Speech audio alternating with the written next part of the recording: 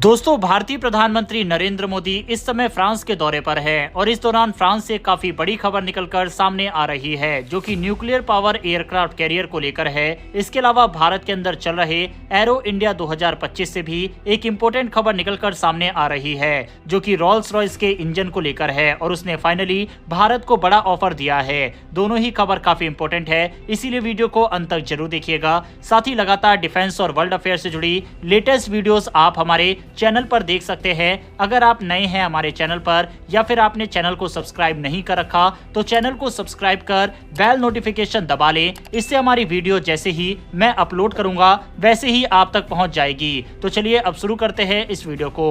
भारत के प्रधानमंत्री नरेंद्र मोदी 10 से 12 फरवरी के बीच फ्रांस के दौरे पर है। इस दौरान पीएम मोदी आर्टिफिशियल इंटेलिजेंस की एक समिट में हिस्सा ले रहे हैं। इसके साथ ही फ्रांस के राष्ट्रपति इमैनुअल मैक्रोन के साथ एक द्विपक्षीय वार्ता भी करेंगे। इस वार्ता के दौरान कई बड़े मुद्दों पर बातचीत होगी और कई समझौतों पर साइन भी हो सकते हैं। इसके साथ ही फ्रांस की तरफ से भारत को एक ऑफर भी दिया गया है। ऑफर नेक्स्ट जनरेशन के न्यूक्लियर पावर एयरक्राफ्ट कैरियर को बनाने की बात का है। मोदी और मैक्रोन की बातचीत में इस बात पर भी चर्चा हो सकती है और बताया जा रहा है कि 63,000 करोड़ की ये डील अप्रैल 2025 तक फाइनल हो सकती है। बता दें कि ये गवर्नमेंट टू गवर्नमेंट डील होगी, यानी कि फ्रांस की सरकार का भारत की सरकार के साथ सीधा कॉन्ट्रैक्ट होगा। अब फ्रांस की तरफ से दिए गए इस ऑफर की बात करें तो फ्रांस भारत के साथ मिलकर न्यूक्लियर पावर एयरक्राफ्ट कैरियर को बनाना चाहता है।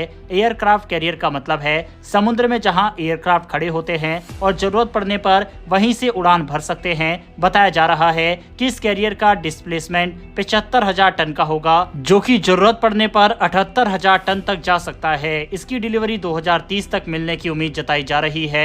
इस एयरक्राफ्ट कैरियर की लंबाई 305 मीटर, चौड़ाई 79 मीटर होगी। इसके साथ ही इसमें 17 स्क्वायर मीटर के फ्लाइंग डेक और हैंगर लगे होंगे, जिसमें 30 राफेल जेट नेक्स्ट जनरेशन के एयरक्राफ्ट के साथ 6 मीडियम हेलीकॉप्टर आसानी से आ सकते हैं। कैरियर में इलेक्ट्रोमैग्नेटिक एयरक्राफ्ट लॉन्च सिस्टम और एडवांस अरेस्ट गियर जैसी अत्याधुनिक टेक्नोलॉजी को शामिल किया जाएगा, जो अमेरिकी नौसेना की फोर्ड श्रेणी के जहाजों के लिए डेवलप की गई तकनीक जैसी है। इससे एयरक्राफ्ट को लॉन्च और उसकी रिकवरी ऑपरेशन कैपेबिलिटी बढ़ेगी। फ्रांस भारत के स्वदेशी कैरियर IAC-3 के लिए भी इसी डिजाइन का उपयोग करने की योजना बना रहा है। इसके अलावा INS विक्रांत और उसके सहयोगी जहाज से IAC-2 बड़ा होगा। भारत और फ्रांस के बीच अगर ये डील फाइनल होती है तो इससे भारत को नई तकनीक मिलेगी। इसके साथ ही कॉस्ट कटिंग भी होगी। फ्रांस नॉन न्यूक्लियर एलिमेंट की ट्रांसफर करने के लिए भी एग्री हो गया है। हालांकि न्यूक्लियर मॉडल रिएक्टर खास तौर पर चार्ल्स डी गॉल CDG के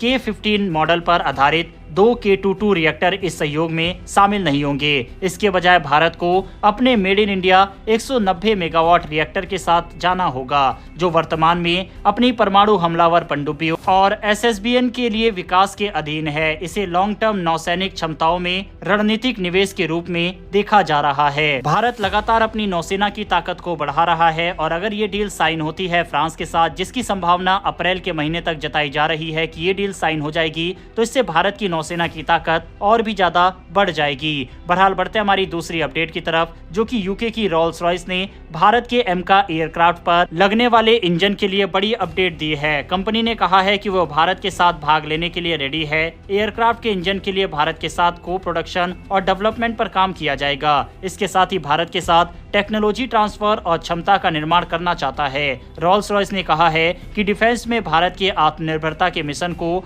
आगे बढ़ाने के लिए हम उसके साथ काम करना चाहते हैं। भारत के साथ मिलकर हम इंजन बनाएंगे। इसके साथ ही उसकी IPR यानी इंटेलेक्चुअल प्रॉपर्टी राइट्स और सभी राइट्स भी भारत को दिए जाएंगे। यानी फ्यूचर में भारत अगर इंजन अपग्रेड करना चाहे और उसे एक्सपोर्ट करना चाहे तो भी भारत को रुकावट नहीं होगी। कंपनी की ओर से कहा गया है कि भारत के फ्यूचर प्रोग्राम पर साथ मिलकर काम करेंगे और 5वीं पीढ़ी के एयरक्राफ्ट के लिए भारत का सहयोग हम करना चाहते हैं। रोल्स रॉयस की तरफ से यह भी कहा गया है कि वो भारत के साथ अपने संबंधों को गहरा करना चाहते हैं। रोल्स रॉयस ने इंजन निर्माण के लिए भारत को केंद्र बनाने में सहायता करने की अपनी तत्परता के बारे में भी बात की। भारत का दृष्टिकोण डिफेंस डील में एक माइक्रो स्ट्रेटजी को दर्शाता है। उसका उद्देश्य है कि भारत को अपनी स्वदेशी क्षमताओं को बढ़ाया जाए और तकनीक लाभ को ज्यादा से ज्यादा यूज किया जाए। इसके अलावा जो ऑफर ब्रिटेन की रोल्स रॉयस ने दिया है, उसी तरीके का ऑफर फ्रांस की सेफ्रॉन कंपनी पहले ही दे चुकी है। सेफ्रॉन ने भारत को कम लागत के साथ फुल तकनीक ट्रांसफर और इंडिया में ही इंजन के प्रोडक्शन को लेकर बात की है। भारत के पास अब 2 बड़े ऑफर है।